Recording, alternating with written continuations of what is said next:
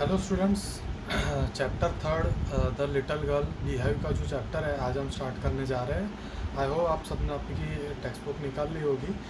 Page number 32 पे जो chapter है उसी से हम स्टार्ट कर रहे हैं। To the little girl he was a figure to be feared and avoided. Every morning before going to work, he came into her room and gave her a casual kiss, to which she responded with, "Goodbye, father." And oh, there was a glad sense of relief when she heard the noise of the carriage growing fainter and fainter down the road.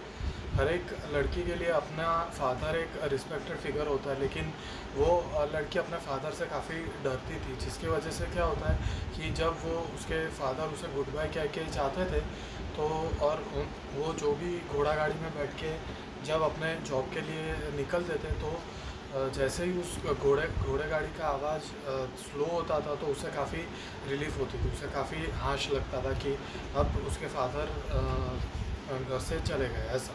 In the evening when he came home she stood near the staircase and heard his loud voice in the hall, "Bring my tea into the drawing room. Hasn't the paper come yet? Mother, go and see if my paper's out there and bring my slippers." वो उसके father जब शाम को घर पे आते थे तो सबको ऑर्डर देते रहते थे कि मेरे लिए मेरी चाय वापस लेके आओ ड्राइंग रूम में, और जो लड़की की मदर है उसे कहते थे कि देखो अगर मेरे स्लीपर्स है या नहीं वहाँ पर। Kaiza, mother would call to her, "If you are a good girl, you can come down and take off father's boots." Slowly the girl would slip down the stairs more slowly till across the hall and push open the drawing room. यानी वो जो लड़की है उसका नाम केसा था, और उसकी मदर उसे कहती थी कि केसिया तुम अपने फादर के बूट्स साइड में रख सकती हो।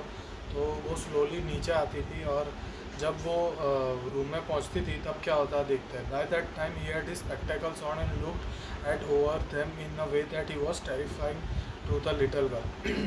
वो उसके फादर जब अपने स्पेक्टेकल्स पहनते थे तो उसकी वो केसिया को ऐसा लगता था कि ये मुझे जानबूझ के डरा रहा है ऐसा। "Well, Kezia, hurry up and pull off these boots and take them outside. Have you been a good girl today?" "I don't know, father." तो वो केजिया के उसके फादर कहते हैं कि ये मेरे जो जूते हैं वो साइड पे रख दो और बाहर लेके जाओ, और उसे कहते हैं कि आज तुम अच्छे से बिहेव किया है घर पे या नहीं। तो केजिया का रिप्लाई आता था कि आई डोंट नो। वो ऐसा स्टटर होके मतलब हिचकिचाहट भरी आवाज़ से वो कहती थी, "you don't know, if you stutter like that mother will have to take you to the doctor." यानी उसके फादर कहते थे कि तुम ऐसा हिचकिचाहट से बात करोगी तो तुम्हें डॉक्टर के पास जाना पड़ेगा। She never stuttered with other people, had quite given it up, but only with father because then she was trying so hard to say the words properly. वो और किसी के साथ ऐसा स्टटर नहीं होती थी, लेकिन उसके फादर के साथ उसे काफ़ी स्टटर होता था क्योंकि वो उससे काफ़ी डरती थी इसलिए। "What's the matter? What are you looking so dressed about?"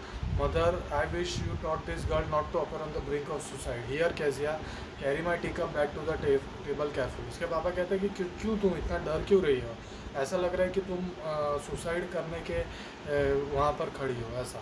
फिर वो उसके मदर को ऑर्डर करते हैं कि मेरी तुम इसे कहो कि ऐसा बिहेव ना करे, और वो लड़की को ऑर्डर करते हैं कि उसका जो टी कप है, जो उस कप में वो चाय पीते वो लेके जाओ। "He was so big his hands and his neck, specially his mouth when he yawned." वो फादर का थोड़ा डिस्क्रिप्शन दिया हुआ है कि उसके जो हाथ और हैंड्स और नेक काफ़ी बड़े थे, specially his mouth when he yawned। जब उसे यॉर्निंग होती थी तब उसे उसका मुंह ज़्यादा बड़ा लगता था। "Thinking about him alone was like thinking about a giant." यानी अगर उसके बारे में कोई अलग से खड़ा है तो ऐसा लगता था कि वो किसी जायंट के जैसा लग रहा है। जायंट मतलब हम जो राक्षस जैसा टाइप कहते हैं वो, ठीक है। On Sunday afternoon grand mother sent her down to the drawing room to have a nice talk with father and mother, but the little girl always found mother reading and father stretched out on the sofa, his handkerchief on his face, his feet on one of the best cushions, sleeping soundly and snoring. यानी जो Kezia है उसकी grand mother उसे कहती थी कि तुम Sunday की आफ्टरनून है तो तुम अपने मदर और फादर से जाके मिलो और उनसे बात करो, लेकिन जब वो नीचे आती थी तब वो देखती थी कि उसके मदर कुछ चेयर में बैठे रीड कर रही है और उसके फादर सोफे पे बैठे उनका जो हैंडकरचीफ है उसके फेस पे पड़ा हुआ है, और उनके दोनों पाँव कोई एक कुशन मतलब जो सोफ़ा का जो कुशन होता है उस पर पड़े हुए हैं, और वो स्नोरिंग के आवाज़ के साथ वो सो रहे हैं। She sat on a stool, gravely watched him until he woke and stretched, and as the time, then looked at her. Don't stare so, Kezia, you look like a little brown owl.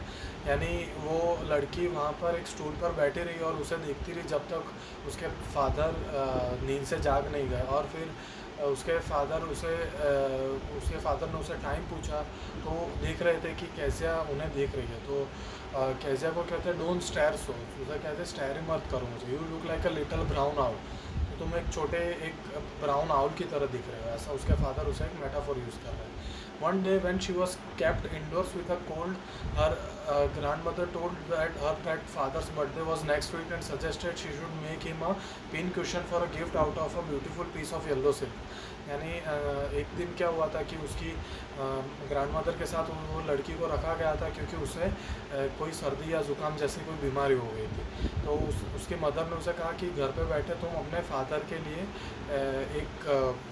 कोई yellow silk का एक pin cushion यानी एक pillow type होता है वो बनाओ क्योंकि उनका बर्थडे आ रहा है।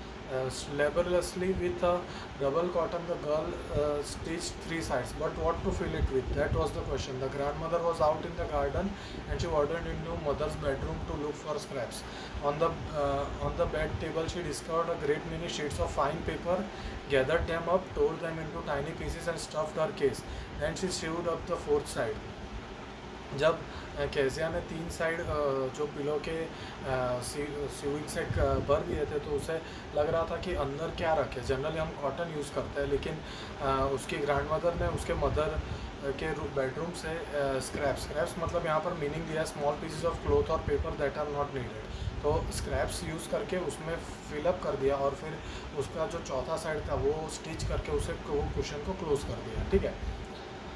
That night there was a hue and cry in the house. Father's great speech for Port Authority had been lost. Rooms were searched, servants questioned. Finally, mother came into Kezia's room. Kezia, I suppose you didn't see some papers on a table in your room. Oh yeah, she said. I tore them up for my surprise. यानी उस दिन रात को घर में काफ़ी problems हो चुकी थी, काफ़ी आर्ग्यूमेंट्स हो रही थी क्योंकि पोर्ट अथॉरिटी यानी तुम अथॉरिटी मतलब तुम्हारी जो जिम्मेदारी है उस जिम्मेदारी के लिए पोर्ट की जिम्मेदारी के लिए कुछ पेपर्स थे, वो पेपर्स गुम हो गए थे। तो सब लोग वो ढूंढ रहे थे और आखिर में उसकी जो कैजिया की मदर है उसने उससे पूछा कि तुमने कोई पेपर्स तो नहीं देखे तो हमारे टेबल पे। तो वो कहती है कि हाँ मैंने उसे फाड़ दिया एक सरप्राइज़ के लिए। What screamed mother, come straight down to the dining room, and she was dragged down to where father was pacing to and fro, hands behind his back. और उसकी मम्मी एकदम से गुस्सा हो जाती है उस पर कि ये क्या है, तुम सीधे डाइनिंग रूम में नीचे आ जाओ। और डाइनिंग रूम में वो देखती है कि उसके फादर आगे से पीछे हो रहे हैं। Well, he said sharply. Mother explained. He stopped and stared at the child. Did you do that? No, she whispered.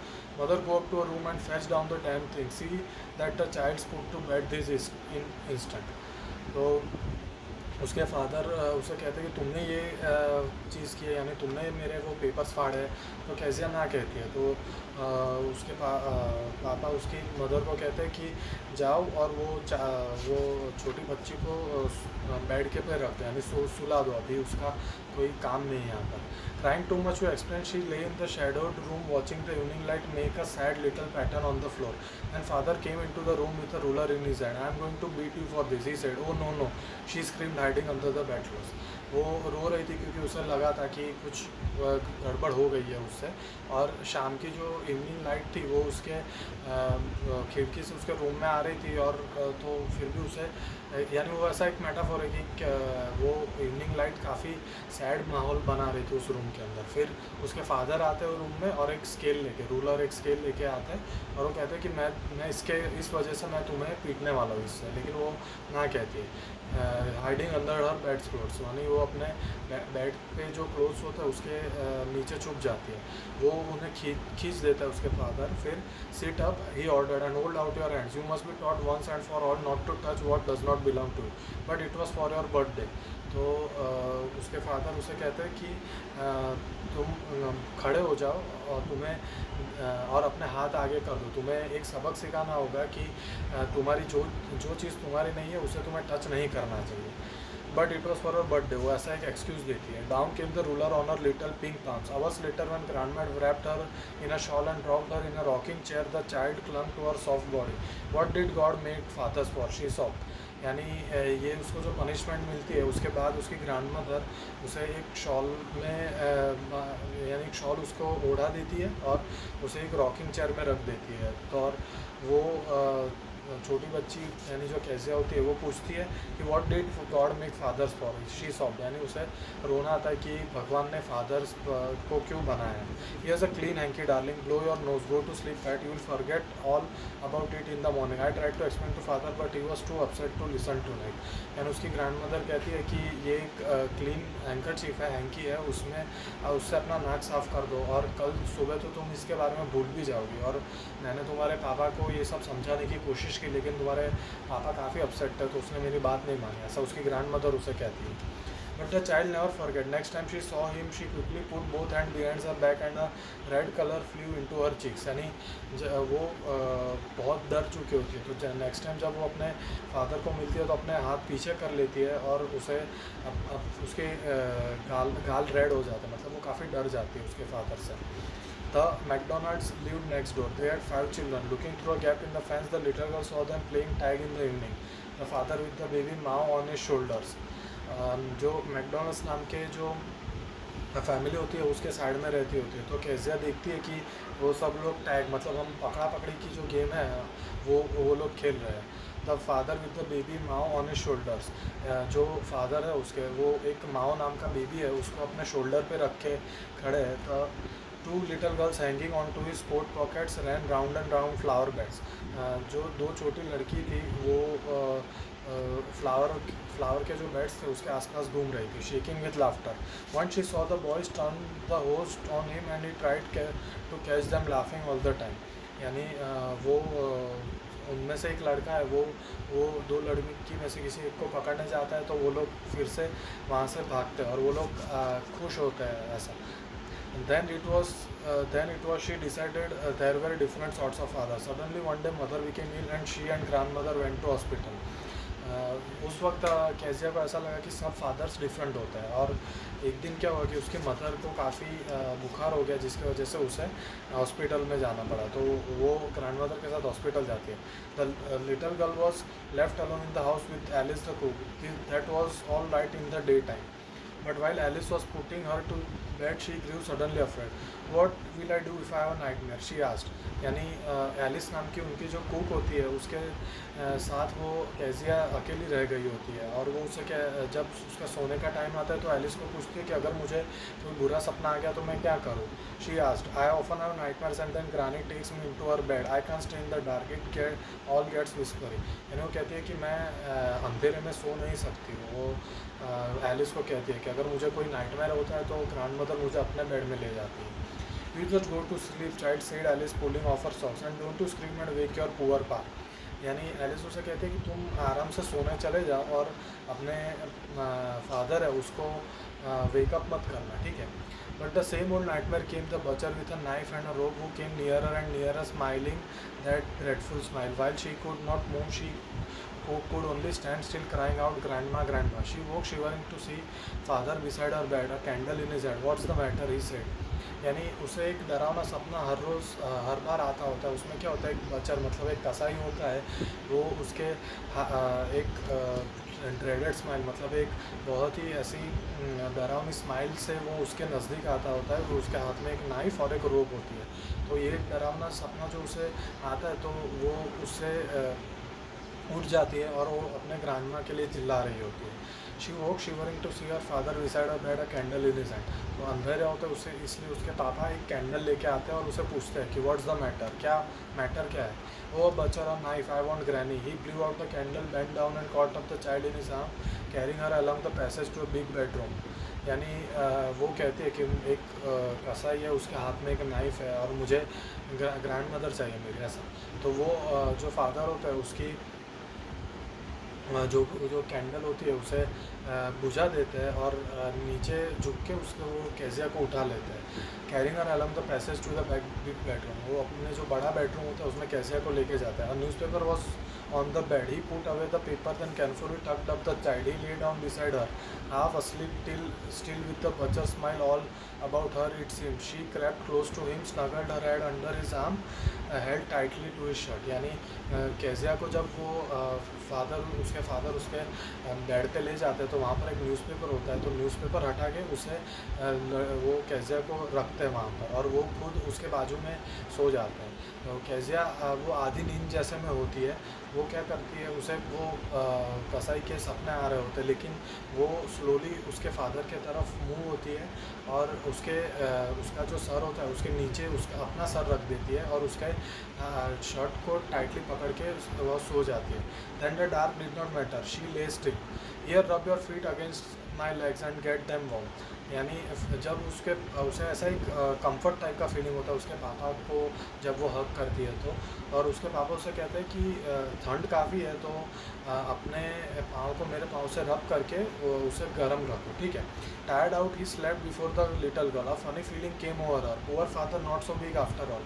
यानी वो उसके फादर काफ़ी टायर्ड होते हैं तो उसके फादर को पहले नींद आ जाती है, लेकिन उसे एक फ़नी फीलिंग लगती है। वो हमेशा अपने फादर से डरती होती है, लेकिन अब उसे कोई टाइप का डर नहीं लगता है। Poor father not so big after all and no one to look after him and with no one to look after, यानी उसके फादर उसे अभी ऐसा बड़े वो जायंट की तरह नहीं लगता है। He was harder than grand mother but it was nice hardness and every day he had to work and was too tired to be mister Macdonald. शी हैड torn up all his beautiful writing. She stirred suddenly and sighed. What's the matter? asked her father. Another dream? Oh, said the little girl.